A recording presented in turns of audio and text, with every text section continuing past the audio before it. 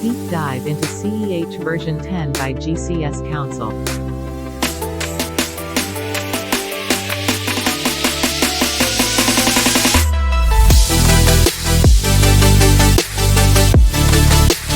Now we will learn about techniques of enumeration, in which first we will see about enumeration using email ID. अब हम लोग थोड़े से techniques के बारे में बात कर लेते हैं। एनुमरेशन के अंदर क्या क्या टेक्निक्स आती है जो हम लोग इस्तेमाल करते हैं, राइट। सो अगर मैं बात करूँ ईमेल आईडी की, तो ईमेल आईडी से भी आप इंफॉर्मेशन निकाल सकते हो, जैसे कि यूज़र नेम, डोमेन का नाम और भी बहुत सारी चीज़ें। सो ईमेल एड्रेस के अंदर ज़्यादातर यूज़र नेम और डोमेन नेम आपको वहीं मिल जाता है। जैसे किसी बिजनेस ईमेल की अगर मैं बात करूँ, तो फॉर एग्जांपल अगर मैं अपनी बात करूँ तो thegcscouncil@gmail.com हो गया, या support@gcscouncil.com हो गया। तो सपोर्ट जो है, सपोर्ट का शो कर रहा है। Then @GCSCouncil is for the domain name, right. तो ये कुछ इस तरीके से काम करता है। Enumeration using default password. Default password की अगर मैं बात करूँ, तो डिफ़ॉल्ट पासवर्ड एक दूसरा तरीका हो सकता है कि आप किस तरीके से जो है एनुमरेट करते हो। सो जितने भी डिवाइसेस होते हैं, जितने भी सॉफ्टवेयर होते हैं, जैसे कि हमने पिछले कुछ सेशंस में देखा था, पिछले लेक्चर से हम लोग जान चुके हैं इस चीज़ के बारे में कि डिफ़ॉल्ट क्रेडेंशियल सेटिंग्स रहती है। इंट्रोडक्शन में भी हमने इस चीज़ के बारे में बात की थी।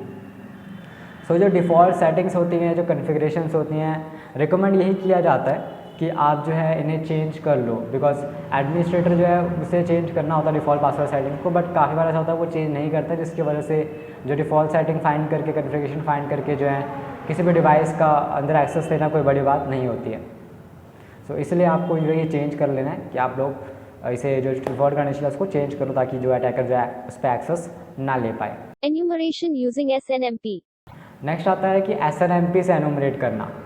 SNMP की अगर मैं बात करूं, तो SNMP के अंदर हम लोग यही करते हैं, SNMP प्रोटोकॉल का यूज़ कर सकते हैं, जिसकी मदद से कुछ डिफ़ॉल्ट कम्युनिटी स्ट्रिंग्स रहती हैं जिसे हम लोग गैस करते हैं, राइट। और कम्युनिटी स्ट्रिंग भी एक्चुअली टाइप्स होते हैं कम्युनिटी स्ट्रिंग्स के भी। सो वो भी हम डिस्कस करेंगे इसके और डीप में, बट अभी मैं आपको सिर्फ एनुमरेशन टेक्निक्स बता रहा हूँ। सो हम इसमें क्या करेंगे, जितने भी डिवाइस की इन्फॉर्मेशन है वो एक्सट्रैक्ट कर सकते हैं। सो SNMP प्रोटोकॉल एक्चुअली डेवलप हुआ था ताकि हम जो भी एडमिनिस्ट्रेटर है वो अपने सर्वर्स को, राउटर्स को, या जो स्विचेस होते हैं, या जो वर्क स्टेशन रहता है एक IP नेटवर्क पर, तो उसे हम आसानी से मैनेज कर सके। इस वजह से SNMP प्रोटोकॉल को बनाया गया था, राइट। बट अब इसमें वही डिफ़ॉल्ट कंडीशन वगैरह रहती हैं, कुछ चीज़ें तो स्ट्रिंग्स वगैरह रहते हैं, तो उसको भी हम लोग किस तरीके से करेंगे वो हम और डिटेल में अभी देखेंगे आने वाले वीडियोज़ में।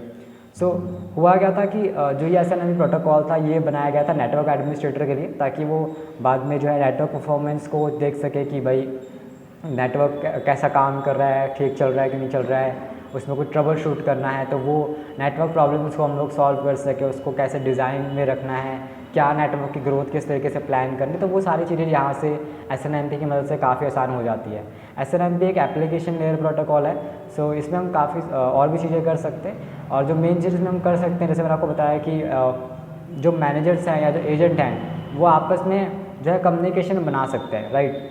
तो ये इसका कुछ काम है, और बेसिकली इसमें 3 एलिमेंट होते हैं। एक होता है SNMP मैनेजर, दूसरा होता है SNMP एजेंट जिसको हम लोग मैनेज नोड भी कहते हैं, तीसरा हमारे पास आता है मैनेजमेंट इन्फॉर्मेशन बेस जिसको हम लोग MIB भी कहते हैं। Enumeration using brute force attack on Active Directory.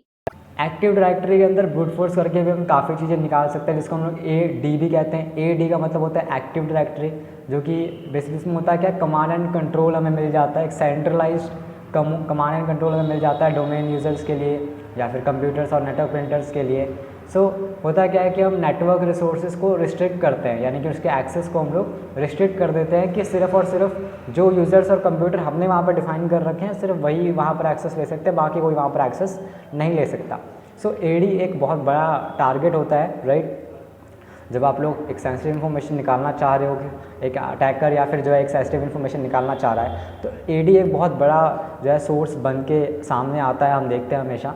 So brute force attack basically इस्तेमाल किया जा सकता है, या फिर जो भी क्वेरीज जनरेट करनी हो IDP सर्विस के लिए, या फिर परफॉर्म करना हो हमें, like for example user name, address, credential, privilege information निकालनी हो, तब भी जो है काफ़ी सारी चीज़ें इसमें से की जा सकती हैं, right. Enumeration through DNS zone transfer. अगर DNS जोन ट्रांसफ़र की बात करते हैं, सो DNS जोन ट्रांसफ़र के अंदर होता क्या, बेसिकली जो भी DNS सर्वर हैं या DNS रिकॉर्ड्स होते हैं, या बाकी जो भी नेटवर्क रिलेटेड इन्फॉर्मेशन, जैसे कि हमारे पास लेट्स से IP एड्रेस होता है, यूज़र नेम होता है, होस्ट नेम होता है, तो ये सारे की सारी इन्फॉर्मेशन को लोकेट जो करने का काम अगर आप करना चाहते हो तो DNS जोन ट्रांसफ़र से किया जा सकता है। सो ये जो जोन ट्रांसफ़र एक ऐसा प्रोसेस है जिसमें हम लोग DNS सर्वर को अपडेट कर सकते हैं, राइट। सो जोन फाइल जो भी रहेंगी उसके अंदर क्या होता है, वैल्यूएबल इन्फॉर्मेशन हमारे पास काफ़ी सारी रहती है जो कि हम लोग एक अटैकर जो है रिट्राइव कर सकता है, रिट्रीव कर सकता है। UDP पोर्ट नंबर 53 जो कि यूज़ किया जाता है DNS रिक्वेस्ट भेजने के लिए DNS सर्वर से, वो इसमें जो है बहुत बड़ा रोल प्ले करता है। इसके अलावा TCP/53 इसके अंदर आता है। सो TCP/53 हम लोग यूज़ करते हैं DNS जोन ट्रांसफ़र करने के लिए, ताकि हम लोग ये इंश्योर करें, ये पक्का करें कि जो भी ट्रांसफ़र है वो हुआ है कि नहीं हुआ है। Services and ports which is commonly enumerated during enumeration. काफ़ी सारे पोर्ट्स जो होते हैं हम लोग एनुमरेट करते हैं थ्रू आउट दिस प्रोसेस, जैसे कि DNS जोन ट्रांसफ़र मैंने आपको बताया TCP/53 होता है। DNS क्वेरी जो होती है उसको हम UDP/53 से करते हैं। SNMP मैं आपको ऑलरेडी बता भी चुका हूँ कई बार, जैसे कि UDP 161 से हम लोग करते हैं। SNMP ट्रैप की बात करूँ तो उसमें 162 होता है, नो मैटर वो TCP हो सकता है, वो UDP भी हो सकता है। माइक्रोसॉफ्ट RPC एंड पॉइंट्स, काफ़ी सारे RPC एंड पॉइंट भी हम लोग एनुमरेट करते हैं throughout the enumeration process, जिसमें Microsoft RPC endpoint mapper भी आता है जिसका पोर्ट नंबर 135 होता है, उसमें भी TCP UDP दोनों रहते हैं। LDAP की बात करूँ, same goes for LDP and इसका भी सेम रहता है, TCP UDP दोनों रहेंगे और पोर्ट नंबर 389 रहेगा। NBNS का UDP 137 होता है। ग्लोबल एट कैटलॉग सर्विस का UDP जो पोर्ट रहता है या TCP पोर्ट रहता है वो 3268 होता है। नेट बेयर्स की बात करो तो TCP 139, SMTP की बात करो तो TCP 25। तो ये सारे के सारे सर्विस और पोर्ट हैं जो ज़्यादातर आप लोग देखोगे, आप लोग इन्हीं का इस्तेमाल करोगे ज़्यादातर। सो ये आपके सामने बार बार आएंगे, तो वो जो बार बार आते हैं वो मैंने लिस्ट आपको बता दिया है। ये सारे के सारे ज़्यादातर जो एनुमरेट किए जाते हैं।